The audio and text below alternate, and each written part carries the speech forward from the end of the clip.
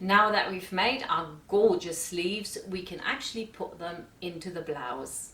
Find the seam, and now I need the center of this here, and what I'll do again was really frayed as well. So there's going to be hardly any seam allowance now, and the pattern I made for you, which I'm still finishing at this stage, is going to be a little bit wider in this area, because this is actually, you can see how close it is, right? We don't really want that, so yours will have a little bit more room.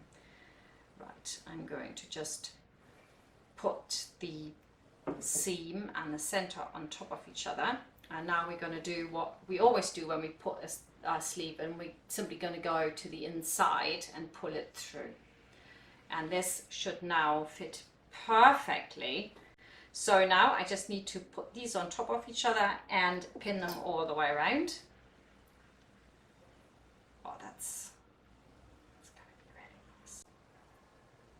It's a labor of love, but when it's done, you're going to go, wow, this is nice. Your teeny bobber will love this, and you will love it too. I mean, I love mine. This, obviously, I've made a whole size too big for me, which is a bit of a shame. But there you go. There we go. I've pinned it all in, and now all I need to do is sew it in, and we will have this beautiful, beautiful little sleeve here on the side. Isn't that just... Now I've put my sleeve under, and I've actually from this side got the stitching line that I've just did. So I kind of know that I want to be on the left of that, so that none of that shows, so that I don't have to unpick anything, to remove anything, so that it will not, you know, make it look less good. So you lock in your stitches and you go all the way around, removing your pins as you go along.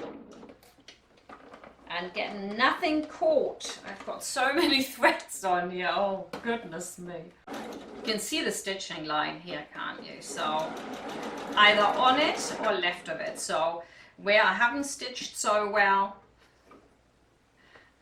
I go to the left, but it looks like actually that's fairly good as a centimeter seam allowance. There we go. I need to just take my pin out because I put them in that way around.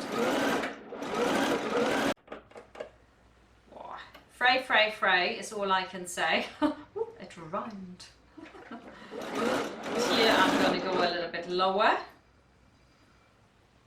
Take out my pin and wow, almost round. That's it.